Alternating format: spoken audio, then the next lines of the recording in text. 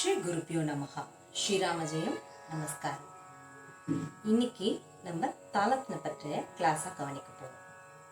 So இதுக்கப்புறமா நிறைய classes தாளம், அதனோட டெஃபினிஷன், அது எல்லாமே நம்ம பார்க்க போகிறோம். ஸோ ஃபஸ்ட்டு தாளத்தை பற்றி பார்க்கலாம்.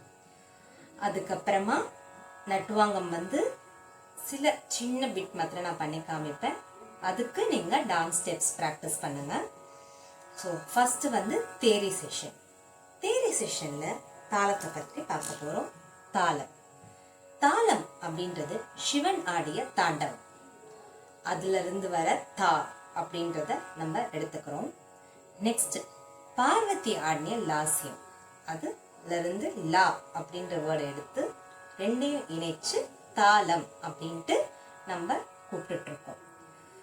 ஸோ தாளத்தில் நம்ம தெரிஞ்சுக்க வேண்டிய பார்ட் நிறைய இருக்கு.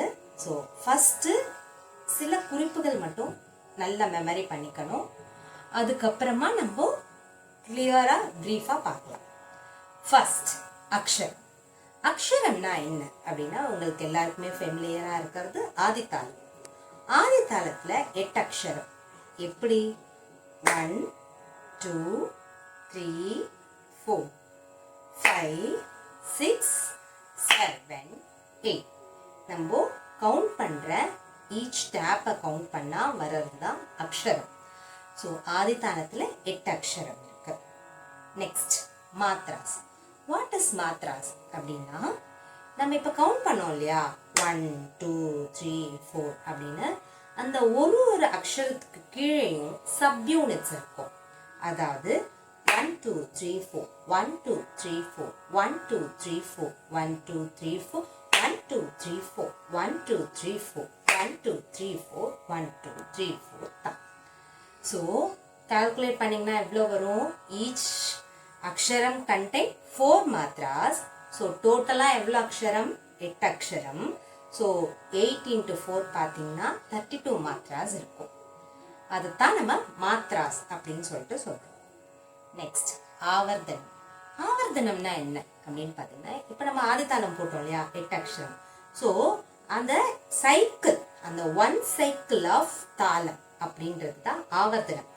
அது எந்த தாளமாக வேணாலும் இருக்கட்டும். நம்ம ஆதித்தாளத்தில் நம்ம போட்டு பார்க்குறோம். 1 2 3 4 5 6 7 8. ஸோ இதை ஒரு ஆவர்த்தனம் சொல்றோம். இதை எவ்வளோ வாட்டி நம்ம ரிப்பீட் பண்ணுறோமோ அதை நம்பர் ஆஃப் ஆவர்த்தனம்ஸ்னு நம்ம சொல்லுவோம். நெக்ஸ்ட் சொல்கட்டு. சொல்கட்டுனா என்ன? அது ஈஸி. என்னன்னா 1 2 3 4 அதை நம்பர்ஸ்னு நம்ம சொல்கிறோம் இல்லையா. அதுவே மிருதங்கமாக இருக்கட்டும், வேற அதர் பர்கஷன் இன்ஸ்ட்ருமெண்ட்ஸாக இருக்கட்டும், டான்ஸ் ஃபார்மாக இருக்கட்டும், நம்ம யூஸ் பண்ணுற வார்த்தைகளை தான் சொல்கட்டுன்னு சொல்கிறோம். மிருதங்கமாக எடுத்துக்கிட்டோன்னா தா தி தும் நம் அப்படின்னு சொல்லுவோம். இதுவே டான்ஸாக எடுத்துக்கிட்டோன்னா தை யா தை தை யா தை. ஸோ இனிஷியலாக நம்ம பேசிக்கான அடவோட சொல்கட்டை சொன்னாதான் நமக்கு மெமரியில் நல்லா ஆழமாக நிற்கும். அதனால நான் உங்களுக்கு ஆதித்தாளத்தோட தட்டடவோட சொல்கட்டை நான் உங்களுக்கு சொல்றேன். நெக்ஸ்ட் அடவு. அடவுனா என்ன அப்படின்னு பார்த்தீங்கன்னா, எனி கைண்ட் ஆஃப் டான்ஸ் ஃபார்மோட பேசிக் ஸ்டெப்ஸை தான் நம்ம அடவுன்னு சொல்லுவோம். ஸோ அடவு அப்படின்றது basic steps of any dance form. So இன்னைக்கு இந்த தேரி போதும். இதை நம்ம நல்லா மெமரி பண்ணிட்டோம்னா ஃபர்தர் தாள கிளாஸஸில் நம்ம நிறைய லேர்ன் பண்ணும்போது இது ஹெல்ப்ஃபுல்லாக இருக்கும்.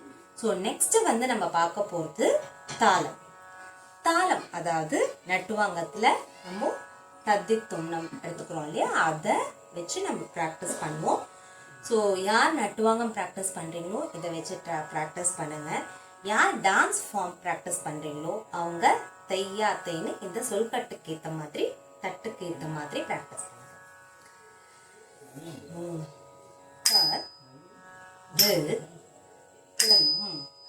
நம் நம் தும் தித் தா தத் தித் தும் நம் நம் தும் தித் தா தத்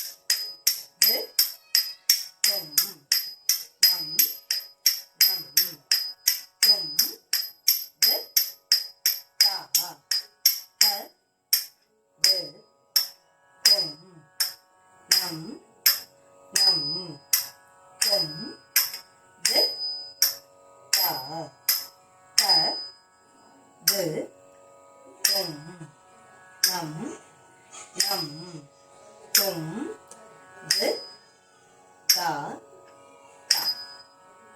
இதை நீங்கள் ப்ராக்டிஸ் பண்ணிட்டு வாங்க. ஸோ ஃபர்தர் கிளாஸஸில் நம்ம டீட்டெயிலாக எல்லாமே பார்க்கலாம். தேங்க்யூ. சப்ஸ்கிரைப் பண்ணுங்கள், கமெண்ட் பண்ணுங்கள் உங்களுக்கு இது யூஸ்ஃபுல்லாக இருந்துச்சு அப்படின்னா. ஸோ அது எனக்கும் இன்னும் மோட்டிவேட் ஆகும். தேங்க்யூ.